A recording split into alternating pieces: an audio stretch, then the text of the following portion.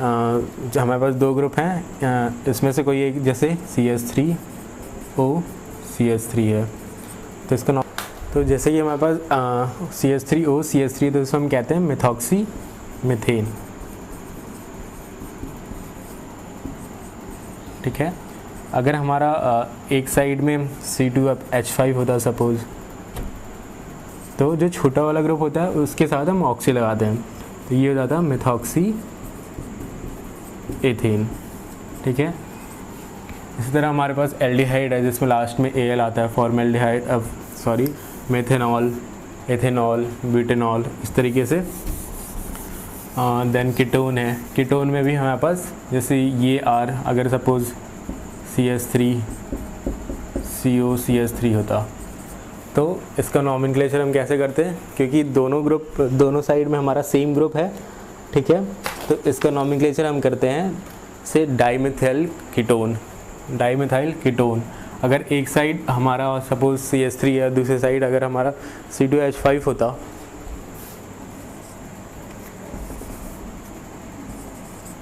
तो हम क्या लिखते हैं, मिथाइल कीटोन। ठीक है। क्योंकि हम उस समय देखते हैं अकॉर्डिंग टू द अल्फ़ाबेट, दोनों साइड अगर डिफरेंट हो तो इथाइल मिथाइल कीटोन, कीटोन हमेशा लास्ट में आता है सफिक्स के रूप में। ठीक है। तो इस तरीके से आपके पास और बहुत सारे ग्रुप हैं, लाइक एमीन है, नाइट्रो ग्रुप है।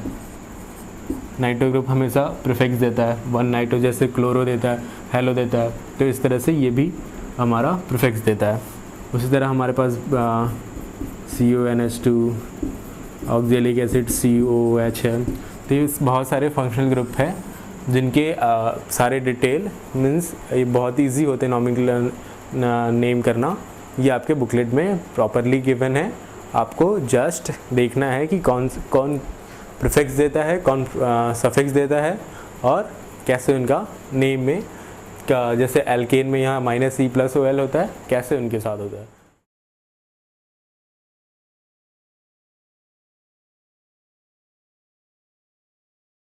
Now in the aromatic IUPAC nomenclature, we are going to see the nomenclature of alicyclic and aromatic compounds. Okay.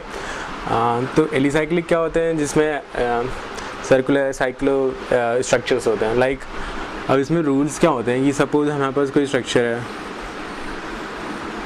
Okay, और इसमें कोई साइक्लो ग्रुप लगा हुआ है, मीन्स हमारे पास कोई ग्रुप लगा हुआ है जिसमें साइकिल है, तो always we start numbering from where here, so that the cyclo terms get the lowest number, like 1 2 3 4 5 6 7 8 9.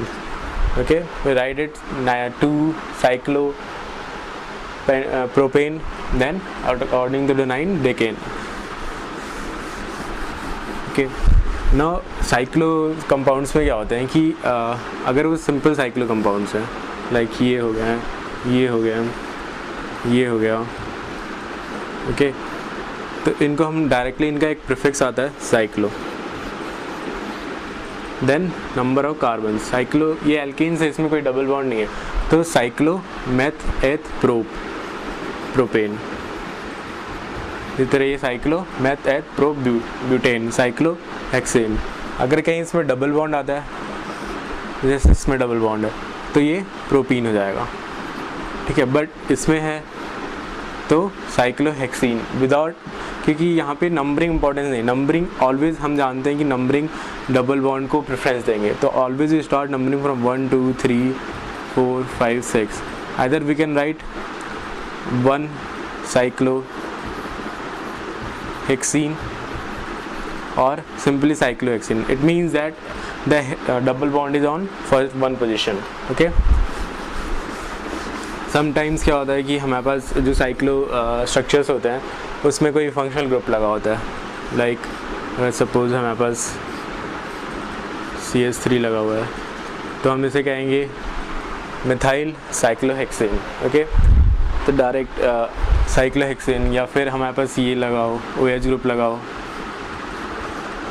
OH group क्या करेगा, OL देता है अपना सफिक्स, तो साइक्लो हेक्सेनॉल,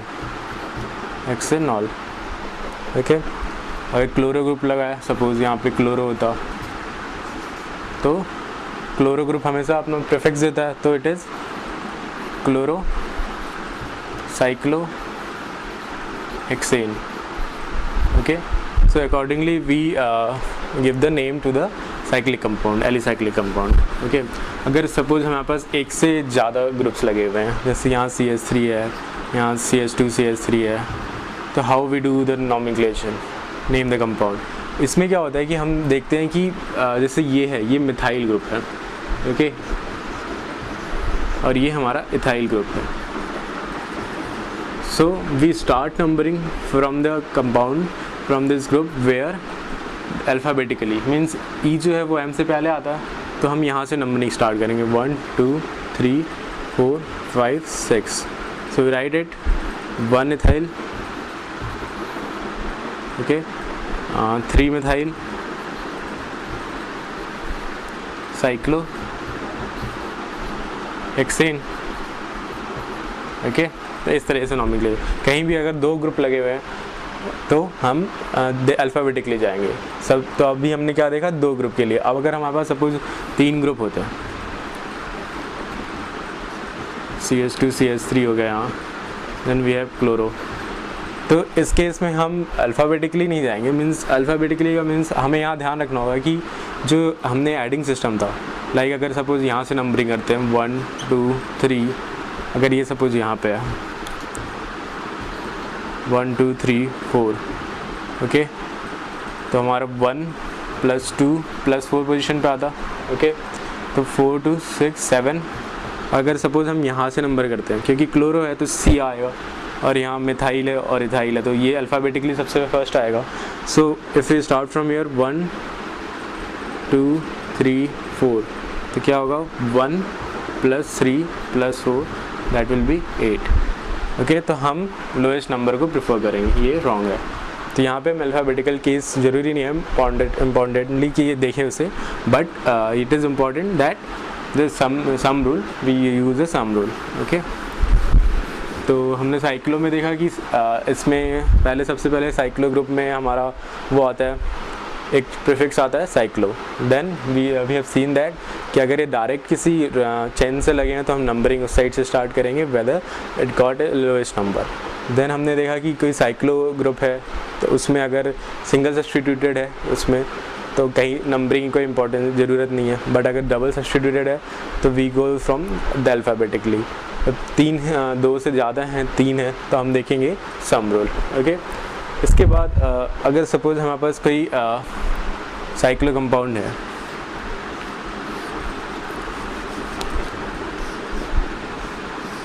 इसमें ये किसी लॉन्गेस्ट चेन वाले लिंक में लगा हुआ है 1 2 3 4 1 2 3 4 5, तो हम यहाँ क्या करेंगे, यहाँ हम नंबरिंग करते हैं लाइक 1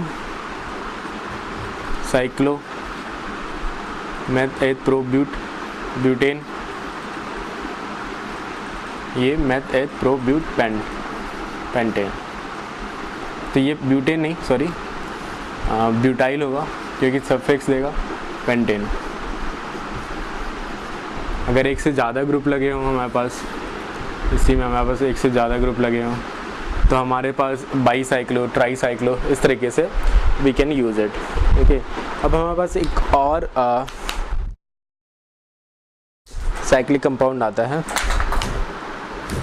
उसे हम कहते हैं बाईसाइक्लो. मीन्स अगर सपोज हमारे पास कोई 2 साइक्लो कंपाउंड्स हैं, ठीक है, वो 2 साइक्लो कंपाउंड्स में कुछ एटम्स जो हैं वो कॉमन में हैं. मीन्स जैसे अगर हमारे पास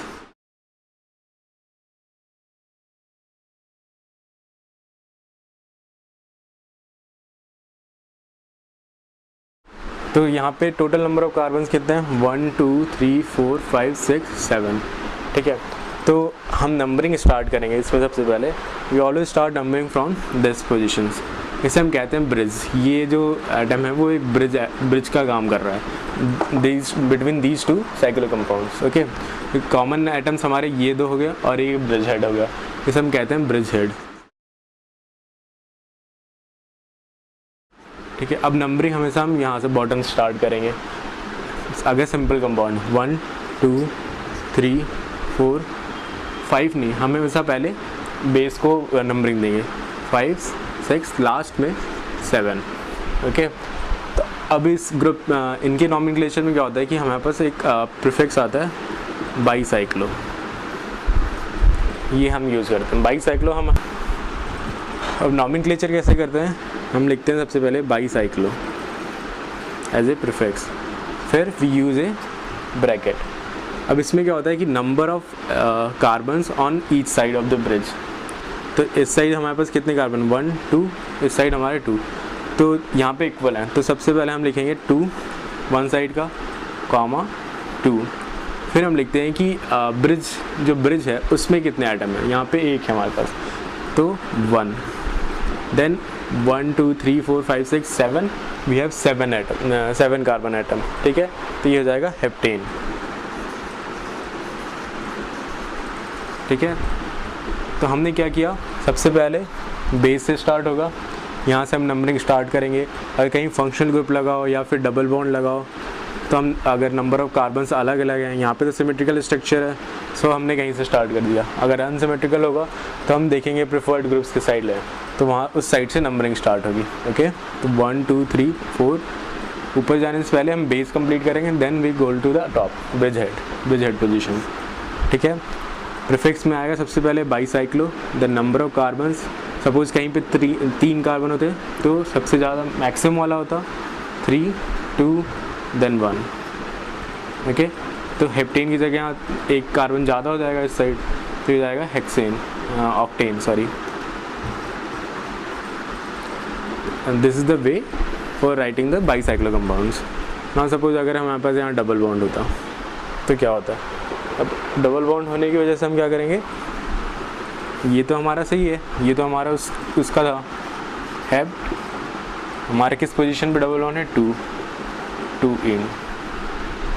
okay, so this is how we name the bicyclo compounds.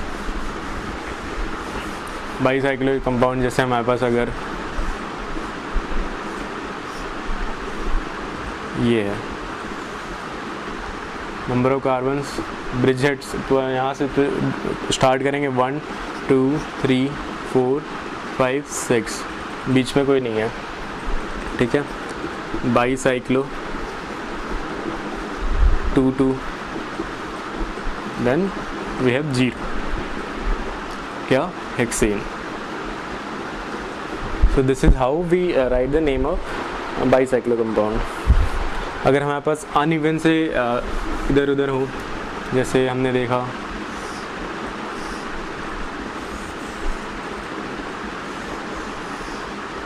तो क्या करेंगे, अगेन 1 2 3 4 5 6 स्टार्ट बाईसाइक्लो। अब यहाँ पे एक कार्बन है और इस साइड हमारे पास 2 हैं, तो हम सबसे पहले मैक्सिमम वाला लिखेंगे 2 then 1 then 1 this one hexane. Okay, simple. तो इस तरह से बाईसाइक्लो कंपाउंड के नॉमेनक्लेचर होंगे। देन इसके बाद आता है हमारे पास स्पाइरो कंपाउंड्स। स्पाइरो कंपाउंड्स क्या होते हैं, जिसमें एक कार्बन जो है वो लाइक हमारे पास ये है, इसकी चारों कार्बन वैलेंसी जो है वो कार्बन से ही सेटिस्फाई होती है, तो इसे हम कहते हैं स्पाइरो कंपाउंड्स। ये हमें सफिक्स देता है स्पाइरो। ठीक है, तो स्पाइरो के बाद जैसे हमने बाईसाइक्लो में पढ़ा था कि बाईसाइक्लो लिखने के बाद हम उसमें कर देते हैं नंबरिंग, तो यहाँ पे भी सेम करेंगे। बाईसाइक्लो स्पाइरो के बाद हम लिखेंगे स्मॉल स्पाइरो, जो मैक्सिमम होगा 1 2 3 4 4, उस साइड हमारे पास 2 है। ब्रिज हेड पोजीशन अब इसमें नहीं है, क्यों, क्योंकि कोई ब्रिज नहीं है इसमें। Total number of carbons 1 2 3 4 5 6 7, then it is heptane. ठीक है, अगर इसका ये काफ़ी सिंपल है, you have to rise the prefix spiro, then number of carbon each side, maximum will be come first, then total number of carbons के according alkanes. Okay, so ये हमने देखा बाईसाइक्लो, देन इसके बाद हमने स्पाइरो कंपाउंड्स। अब हम देखते हैं एरोमेटिक्स कंपाउंड। एरोमेटिक कंपाउंड्स क्या होते हैं, you will see it in later part, but for simple description, benzene is, ये जो स्ट्रक्चर है इसे हम कहते हैं बेंजीन। ओके, ये सिंपलेस्ट एरोमेटिक कंपाउंड है।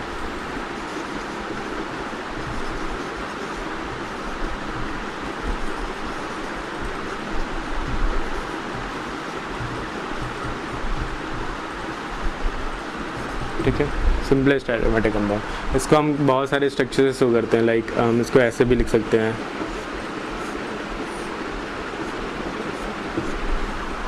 इसको हम ऐसे भी लिख सकते हैं,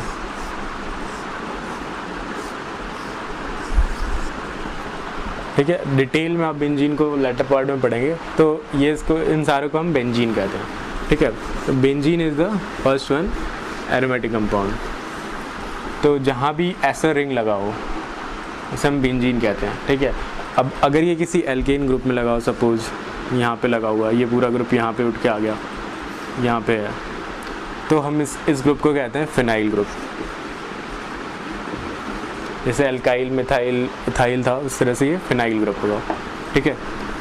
अब नॉर्मल बेंजीन को तो हम बेंजीन ही कहते हैं, ठीक है, या फिर हम कह सकते हैं साइक्लो हेक्सा ट्राइएन, पोजीशन दे देंगे 135 साइक्लो हेक्सा ट्राइएन, ठीक है, और नहीं तो इसे हम बेंजीन कहते हैं। देन अगर हमारे पास कभी सब्सटीट्यूटेड बेंजीन्स होते हैं, लाइक यहाँ पे CH3 आ गया, या फिर Cl आ गया, या फिर OH आ गया, इस टाइप से, तो इनके नॉमेनक्लेचर का कोई स्पेशल रूल नहीं होता, तो डायरेक्टली लिखते हैं। जैसे CH3 है तो मिथाइल बेंजीन, देन अगर क्लोरो है तो क्लोरो बेंजीन, अगर सिंगल सब्सटीट्यूटेड है, ठीक है। अगर OH है तो उसे हम कहते हैं फिनॉल, फिनॉल।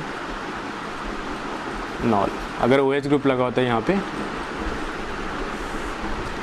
अगर OH ग्रुप होता तो हम उसे कहते हैं फिनॉल, ठीक है। तो ये हो गया सिंगल सब्सटीट्यूटेड। अगर हमारे पास डबल सब्सटीट्यूटेड है तो क्या होगा, लाइक CH3 है, फिर कहीं पे CH3 है, या CH2 CH3 है, तो उस केस में क्या होता है कि बेंजीन में हम पोजीशन डिफाइन करते हैं, मीन्स 1 2 3 4 5 6, ठीक है। 2 6 जो हैं that are called ortho position,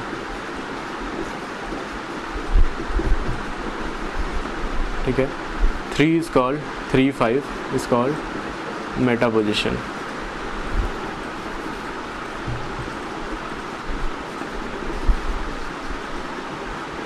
okay, and 4 is called para position, ठीक है। You have to remember this, means ortho meta para. We generally use ortho meta para, means ortho के लिए O, मेटा के लिए M, पैरा के लिए P। Like हम कई बार यूज़ करते हैं मेटा में, अभी हम देखेंगे Meta methyl, Meta chloro benzene या बेंजल्डिहाइड, इस टाइप से। तो ये चीज़ आपको याद रखनी होगी कि मेटा, ऑर्थो एंड पैरा, ये 3 पोजीशन होती है बेंजीन से, ओके। अब इसके अकॉर्डिंग हम नॉमेनक्लेचर देते हैं, मीन्स सपोज हमारे पास यहाँ पे OH ग्रुप है तो it is phenol, but suppose यहाँ पे एक क्लोरो ग्रुप भी लगा हुआ है, तो क्या करेंगे, तो हम इसे लिखेंगे 3, या तो हम नंबरिंग करें 3 क्लोरो फिनॉल, या फिर हम इसको लिखते हैं मेटा क्लोरो फिनॉल, ठीक है। डायरेक्टली हम नंबरिंग करें या फिर मेटा पोजीशन में पता है, अगर इधर यहाँ पे है या फिर इधर है तो भी मेटा पोजीशन है, ठीक है, इस तरीके से। अब अगर सपोज हमारा CHO होता तो इसको हम क्या कहते हैं, बेंजल्डिहाइड, एल्डिहाइड ग्रुप लगा हुआ तो इसे हम कहते हैं बेंजल्डिहाइड,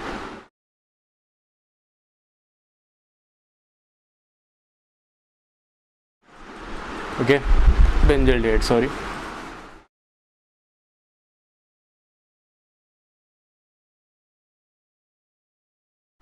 अगर यहाँ पे क्लोरो ग्रुप लगा हुआ मिथिल तो मेटा या ortho chloro benzaldehyde, ortho chloro phenol, इस टाइप से हम नॉमेनक्लेचर करते हैं। अगर सपोज हमारे पास कोई ग्रुप लगा हुआ है COH लगा है, then we have OH group. तो COH group is the highest purity. तो अगर केवल COH लगा तो हम इसे कहते हैं बेंजोइक एसिड। मीन्स सब चीज़ हम बेंजीन से चलते हैं, बेंजीन, बेंजल्डिहाइड, बेंजोइक एसिड। अगर हम ये एज ए ग्रुप लगा हुआ तो फिनाइल ग्रुप, एल्काइल ग्रुप की जगह फिनाइल ग्रुप यूज़ करते हैं। सो बेंजोइक एसिड। अगर OH लगा है तो हम कहते हैं 3 हाइड्रोक्सी बेंजोइक एसिड, या फिर meta hydroxy benzoic acid. So these are all the examples of aromatic compound. These are the simple aromatic compounds to nomenclate. There are no special rule to name these compounds. Generally we use benzene. Benzene is the simplest aromatic compound. You will see it in later what is aromaticity and the other thing. So this is about the nomenclature of the organic compound.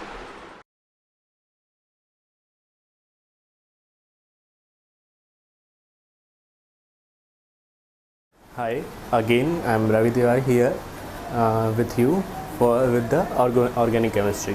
Today the topic is isomerism. What is isomerism? First of all, isomerism क्या होता है कि sometimes you will see that we have a suppose M a structure formula with a functional group J. ठीक है, अगर आपके पास कभी आप ऐसा देखेंगे कि हमारे पास एक मॉलिक्यूलर फार्मूला है, ठीक है, तो उसमें आप देखेंगे कि जब आप स्ट्रक्चर ड्रॉ करेंगे, means in the form of chain length of carbon कितनी लंबी है, या फिर कोई फंक्शनल ग्रुप कहाँ किस पोजीशन पे लगा है, उसके according there are different possible structures of this compound, this molecular formula. तो अब वो सपोज हमारे पास कुछ 1 हो गया, फिर 2 हो गया, यू कैन से एक स्ट्रक्चर है हमारे पास A, दूसरा B, तीसरा C। These 3 all have the same molecular formula but different structure. Okay, तो ये तीनों जो हैं उसे हम कहते हैं isomerism. Means they are similar in the molecular formula but different in their orientation in space or in their structure. Okay, अब isomerism का हम एग्जाम्पल देखें then you will see better. अब हम देखते हैं आइसोमेरिज्म कितने टाइप का होता है। Mainly isomerism are 2 type, structural isomerism and the second one is the stereo isomerism. Structural isomerism में क्या होता है कि there is a difference in their structure. Means हमारे पास कार्बन लेंथ ऐसे है सपोज, देन दूसरे में हमारे पास ऐसे होगा, तो ये स्ट्रक्चरल डिफरेंस है। There is no link between the structure and 3D spacing. Means stereo में क्या होता है कि हमारे पास 3D स्पेस में डिफरेंस होता है, मॉलिक्यूलर फार्मूला सेम है बट जब 3 डायमेंशन में उनका व्यू देखेंगे तो वो डिफरेंट होता है, तो that is called stereo. Structure में कोई भी 3D स्पेस 3D ज्योमेट्री की बात नहीं होती, ठीक है, they are simple 2D geometry की बात करते हैं ना। सबसे पहले हम देखेंगे स्ट्रक्चर, उसके बाद हम देखेंगे स्टीरियो। तो फॉर नाउ स्टीरियो मैं रिमूव कर देता हूँ। स्ट्रक्चर में होता है सबसे पहले चेन आइसोमेरिज्म। चेन आइसोमेरिज्म क्या है कि जिसमें कार्बन चेन लेंथ में डिफरेंस हो, मॉलिक्यूलर फार्मूला सेम हो बट कार्बन चेन लेंथ में डिफरेंस। सपोज हमारे पास ब्यूटेन है, ब्यूटेन का क्या होगा C4H10। ओके, तो इसका स्ट्रक्चर ड्रॉ करते हैं, CH3 CH2 meth 8 prop ब्यूट। Okay, 3 3 6 7 8 9 10 1 2 3 4, ये हो गया हमारा ब्यूटेन, नॉर्मल ब्यूटेन। अगर इसी स्ट्रक्चर को हम कुछ ऐसे ड्रॉ करें, इज देयर एनी डिफरेंस?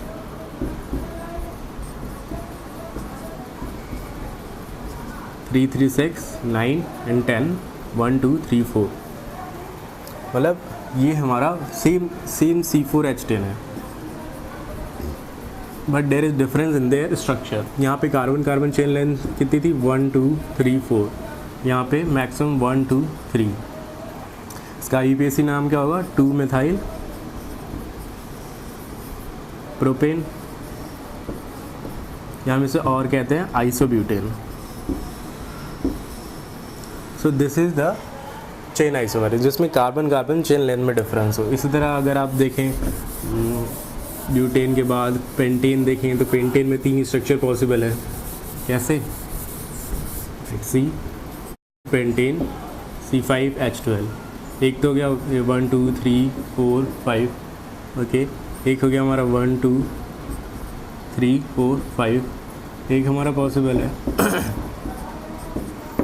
तो ये तीनों जो है सेम मॉलिक्यूलर फॉर्मूला है, जिनके C5H12, but there is difference in their chain length of the carbon. So this all called chain isomerism. इसमें एक और एग्जांपल, अगर हम अल्कोहल का ले, किसी हमारे पास कोई अल्कोहल है, suppose CH3 CH2 CH2 CH2OH, ये क्या है, meth 8 pro but butanol. Okay, अब इसी को हम ऐसे भी लिख सकते हैं, CH3 C CH2OH CH3, then we have H. So the difference is that you have the same molecular formula, but they are differ in their chain length. Here chain length is 1 2 3, means numbering यहाँ से start होगी 1 2 3, यहाँ पे 1 2 3 4. So this is the difference. इसे हम कहते हैं chain isomerism.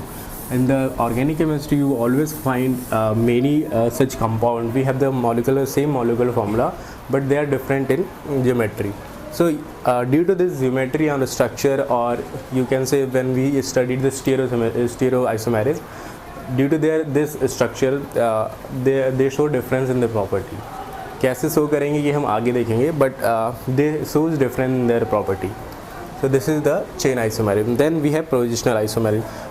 Positional isomerism में क्या होता है कि सपोज कोई हमारे पास CnHm है और कोई फंक्शनल ग्रुप G लगा हुआ है, तो इनमें जो कार्बन कार्बन चेन लेंथ होगी, सपोज 1 2 3 4 है, वो सेम होगी, बट पोजीशन ऑफ द, यहाँ एक और है, जो फंक्शनल ग्रुप है वो डिफरेंट होगा। मतलब एक में यहाँ होगा, फिर दूसरे में यहाँ होगा, तो क्या होगा कि मॉलिक्यूलर फॉर्मूला तो आपका सेम रहा, but there is difference in the position of the functional group.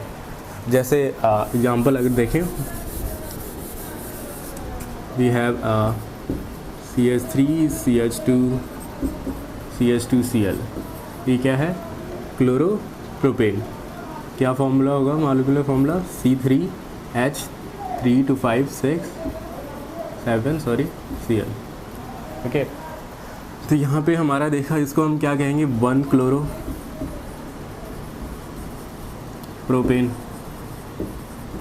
Okay, but अगर हम इसको ऐसे ड्रॉ करें,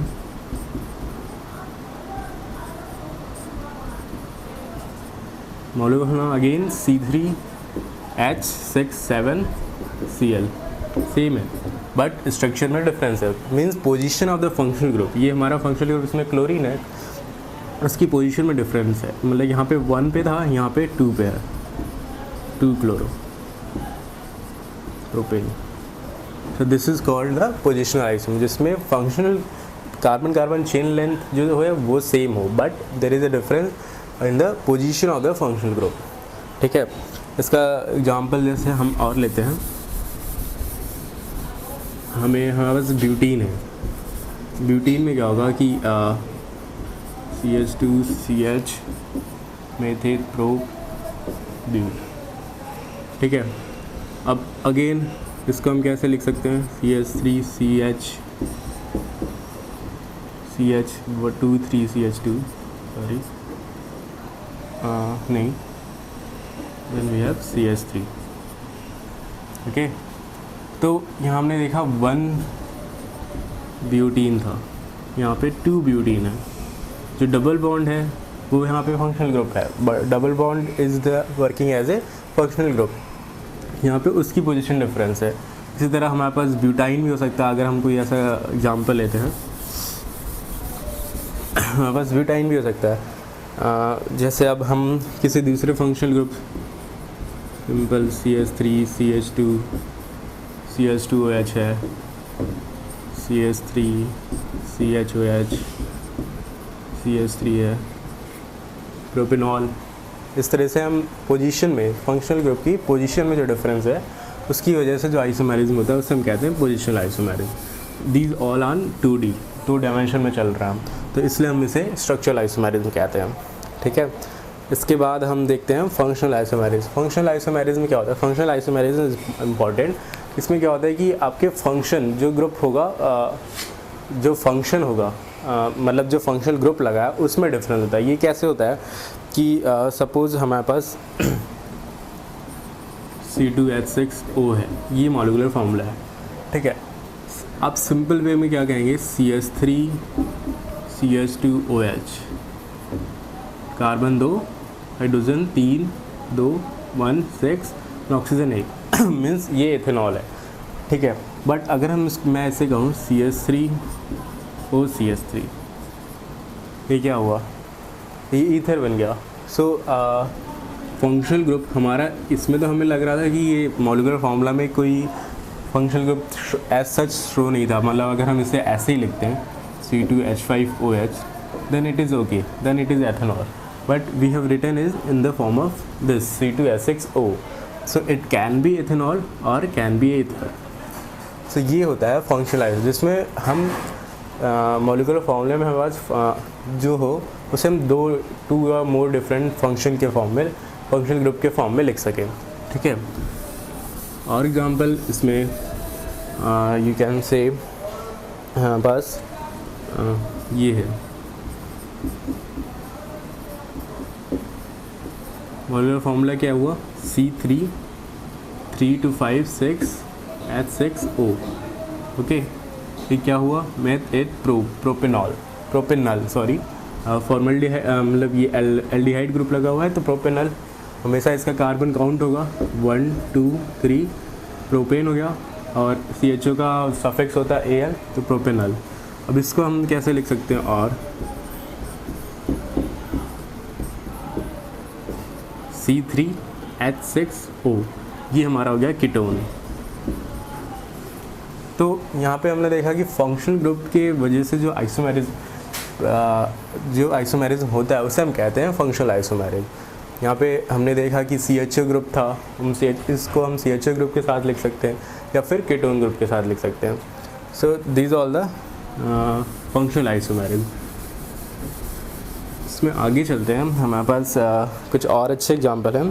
जैसे हमारे पास एसिड हो, प्रोपेनोइक एसिड, इससे लिखता हूँ CH3CH2COH, ठीक है। अगर इसे मैं लिखूँ CH3COOCH3, 3 2 5 6 3 6 1 2 1 2 3 1 2 3 O डबल, ठीक है। तो ये हमारा हो गया मिथाइल एथेनोइक एसिड, ठीक है, मिथाइल एथेनोइक एसिड। और ये हमारा हो गया प्रोपेनोइक एसिड। तो यहाँ अगेन हमने देखा कि अगर हम ऐसे लिखते हैं डायरेक्ट तो then it is okay, but अगर हम इसको स्ट्रक्चर फॉर्म में लिखें मॉलिक्यूलर फार्मूला में C3H6O2, तो आप कैसे डिफरेंस फाइंड करोगे? आप तो ये भी स्ट्रक्चर ड्रॉ कर सकते हो, ये भी स्ट्रक्चर ड्रॉ कर सकते हो, तो दोनों ही पॉसिबल है। These two are called isomerism. तो ये हमेशा ध्यान रखना होगा, ये नहीं कि आपके पास ये हुआ तो आपको सिंपल ये आपको लगा कि ये ही है और आपने ये बना दिया। हो सकता हो कि देयर इज़ पॉसिबिलिटी कि जो रिएक्शन प्रोसीडमेंट्स, कभी कभी क्वेश्चंस आते हैं कि इनके सारे आइसोमेरिज्म ड्रॉ करो, then it is simple.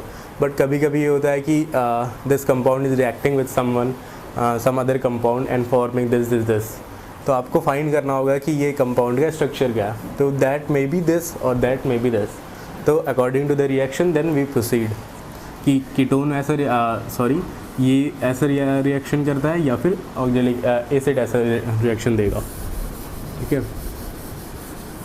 Then we have dienes. Dienes में क्या होता है? CH2,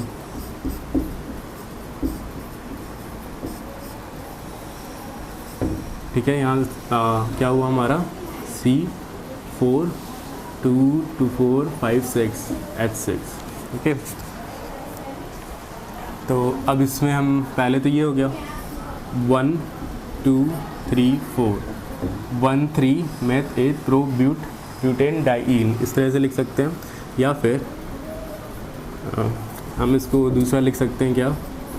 CH2 double bond C double bond CH3 double bond 1 2 position पे हो, या फिर इसको हम लिख सकते हैं CH3CH2 सॉरी, यहाँ पे हमारा C triple bond CH 3 to 5 6 1 2 3 4।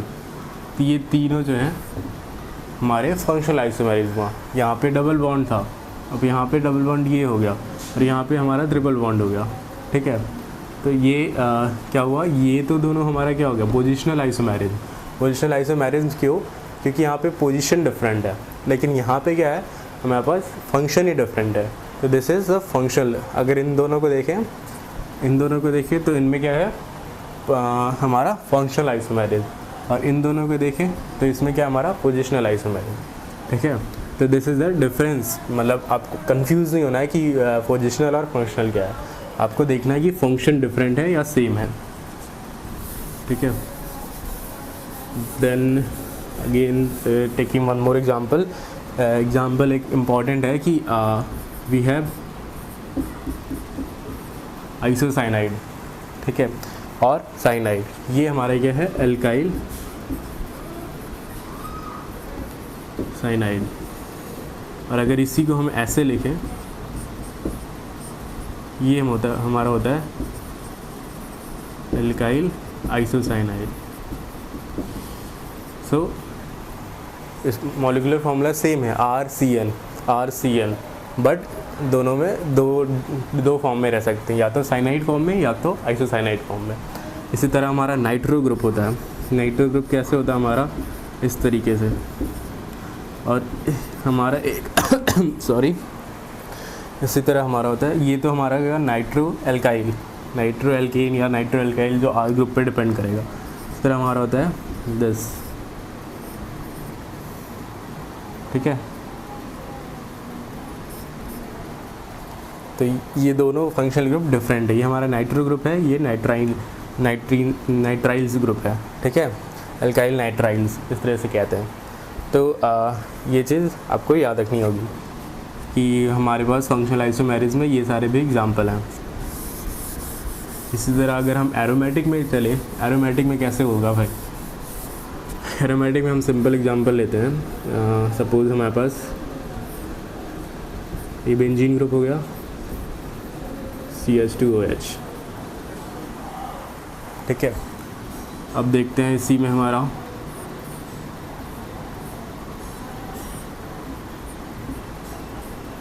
OCH3 same है। इसी तरह हम देख सकते हैं कि है OHCH3, ठीक है, क्योंकि यहाँ पे एक हाइड्रोजन, पहले यहाँ एक हाइड्रोजन था, वो यहाँ चला गया, तो सेम है। तो एरोमेटिक में भी हमने देखा CH2OH हो सकता है, OCH3 हो सकता है, या फिर मेटा पोजीशन पे मिथाइल ग्रुप लग सकता है। तो इस तरीके से ये हमारा फंक्शनल आइसोमेरिज्म हो करता है। फंक्शनल आइसोमेरिज्म में हमने देखा कि जिसमें फंक्शनल ग्रुप चेंज हो रहा हो। यहाँ हमारा फंक्शनल ग्रुप OH है, यहाँ पे OCH3 है, यहाँ पे OH के साथ CH3 ग्रुप लगा हुआ है, ठीक है। तो अभी हमने देखा chain isomerism, positional isomerism and functional isomerism. इसके बाद हम देखेंगे metamerism and tautomerism. Then we have metamerism. Metamerism क्या होता है, it is the simple means इसमें जो फंक्शनल ग्रुप होता है वो सेम होता है, but distribution of molecule beside, मतलब distribution of molecule side of the functional group is different. Means जैसे हमारे पास सपोज C2H5O, है, ठीक है। इसमें फंक्शनल ग्रुप हमारा ये है। अब क्या होता है कि मेटामेरिज्म क्या होता है कि इसमें हमारा डिस्ट्रीब्यूशन ऑफ मॉलिक्यूल्स डिफरेंट हो जाता है बोथ साइड में। जैसे यहाँ CH3 हो गया, यहाँ पे C3H7 हो गया। इसी तरह अगर हमारे पास सपोज कीटोन ग्रुप है C2H5, तो इसमें मॉलिक्यूलर फंक्शनल ग्रुप तो हमारा सेम हुआ ketonic, but distribution of molecule is different. So this is called the metamerism. Metamerism में क्या होता है कि हमारा फंक्शनल ग्रुप सेम होता है, but distribution of molecule different हो जाता है साइड में, ठीक है। इसी तरह जैसे मेथनोएट या उस तरह से हम ग्रुप देखेंगे तो फंक्शनल ग्रुप जैसे हमारा COO था, अब यहाँ पे CH3 हो सकता है, यहाँ पे C2H5 हो सकता है, या फिर यहाँ पे CH3 हो सकता है, यहाँ पे C2H5 हो सकता है। ठीक है, तो this all the are called metamerism. ठीक है, metamerism is this simple one. अब लास्ट है हमारे पास tautomerism. Tautomerism is important, it is special type of functional isomerism. मतलब जो हमारा फंक्शनल आइसोमेरिज होता है उसका एक स्पेशल टाइप होता है टाउटोमेरिज। इसमें क्या होता है कि हमारे पास कीटोन ग्रुप होता है, या फिर देखते हैं हम, सपोज हमारे पास ये है, इसमें एक कीटोन ग्रुप लगा हुआ है। ओके, अब इस कीटोन ग्रुप में क्या होता है कि जो हाइड्रोजन है, अल्फ़ा हाइड्रोजन, ये अल्फ़ा कार्बन है, ये अल्फ़ा हाइड्रोजन 1 2 3 1 3 शिफ्ट करता है, 1 3 शिफ्ट 1 3 शिफ्ट करेगा तो क्या होगा कि हमारा R, ये और ये बॉन्ड टूट जाएगा। ठीक है, तो ये OH जाता है और ये R, तो यहाँ पे एक डबल बॉन्ड आ जाता है। अब ये जो है एक दूसरे से इक्विलिब्रियम में रहते हैं जनरली, बट कभी कभी इस सॉल्वेंट और उसकी कंसंट्रेशन और टेम्परेचर पर डिपेंड करता है कि कौन सा फॉर्म ज़्यादा होगा। तो इससे हम कहते हैं टाउटोमेरिज। स्पेस अभी फंक्शनल ग्रुप क्या हुआ, यहाँ पे फंक्शनल ग्रुप हमारा O था, कीटोन था, यहाँ पे फंक्शनल ग्रुप OH और एक डबल बॉन्ड हो गया। तो this is a special type of functional isomerism. इसमें 1 3 शिफ्टिंग होती है। समटाइम्स क्या होता है कि वहाँ ये OH ग्रुप जो होता है इसमें हाइड्रोजन बॉन्डिंग, अगर सपोज़ यहाँ पे कोई ऐसा ग्रुप लगा हो जिसमें कोई CO हो, सपोज़ अगर यहाँ पे अगेन हमारा CO हो, तो ये जो हाइड्रोजन है ये इंट्रामोलिकुलर हाइड्रोजन बॉन्डिंग देता है। तो इस वजह से कौन सा फॉर्म ज़्यादा स्टेबल होगा, कीटो ग्रुप या इनॉल, इसे हम कहते हैं इनॉल। इनॉल क्यों, क्योंकि इन आया हमारा डबल बॉन्ड से, OL आया हमारा OH ग्रुप से, तो इसे हम कहते हैं इनॉल फॉर्म। और इसे हम कहते हैं कीटो फॉर्म, क्योंकि इसमें कीटोन ग्रुप लगा हुआ है। ठीक है, तो अभी हम देखेंगे कि क्या फैक्टर्स होते हैं which affect the percentage of keto और इनॉल फॉर्म। ठीक है, तो यहाँ पे हमने देखा 1 3 शिफ्टिंग। ठीक है, तो जहाँ भी टाउटोमेरिज्म होगा वहाँ पे हम हमेशा देखेंगे कि कीटो और इनॉल फॉर्म दोनों ही होंगे। किसका परसेंटेज ज़्यादा होगा, it depends on various factor. Generally क्या होता है कि हमारा कीटो फॉर्म जो होता है वो मोर स्टेबलिश्ड होता है, मोर स्टेबल होता है। इस वजह से कीटो फॉर्म का कंटेंट जनरली ज़्यादा होता है इनॉल फॉर्म से। मतलब most of the cases you will find keto form is in more percentage than the enol form, but there are some exception. वो एक्सेप्शंस क्या होते हैं वो हम देखते हैं। अगर सपोज कि हमारे पास कोई ऐसा ग्रुप लगा हो,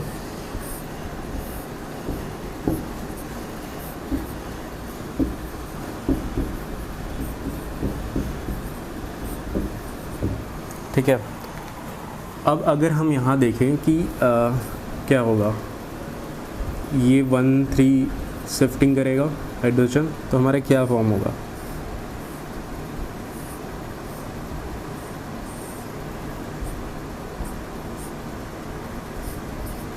डबल बॉन्ड आ जाएगा CH OH R। ओके, अब ये डबल बॉन्ड फॉर्म हुआ, उसके साथ में हमारा ये फिनाइल ग्रुप लगा हुआ है। Now this phenyl group will establish, मतलब ड्यू टू रेजोनेंस ये इस डबल बॉन्ड को इस्टेब्लिश कर देगा। मीन्स ये कंजुगेशन में चला जाएगा, क्रॉस कंजुगेशन में चला जाएगा। तो इसकी वजह से क्या होगा कि ये फॉर्म में ज़्यादा रेजोनेंस स्ट्रक्चर है, मीन्स इट इज़ ये ज़्यादा स्टेबल है। तो ये फॉर्म जो होगा इनॉल फॉर्म वो मोर होगा इन परसेंटेज, और ये जो होगा वो कम होगा। तो ये तो कन्वर्जन पूरा होता है बट ये कम होता है। ठीक है, तो इसको हम ऐसे शो करते हैं, मीन्स ये पूरा कन्वर्ट हुआ या ज़्यादा कन्वर्ट हुआ और ये कम कन्वर्ट हुआ। ठीक है, तो ये हमारा कीटो हो गया और ये इनॉल। तो एक एक्सेप्शन तो ये हुआ कि अगर हमारा कहीं साथ में कंजुगेट सिंगल और डबल बॉन्ड हो तो ड्यू टू द रेजोनेंस ये क्या होगा, उसके साथ क्रॉस कंजुगेशन आ जाएगा और इनॉल फॉर्म हमारा ज़्यादा हो जाएगा। ठीक है, समटाइम्स हमारे पास क्या होता है कि इंट्रामोलिकुलर हाइड्रोजन बॉन्डिंग या फिर हमारे पास इंट्रामोलिकुलर हाइड्रोजन बॉन्डिंग से इनॉल फॉर्म ज़्यादा इस्टेब्लिश जाता है। जैसे अगर हमारे पास सपोज ये होता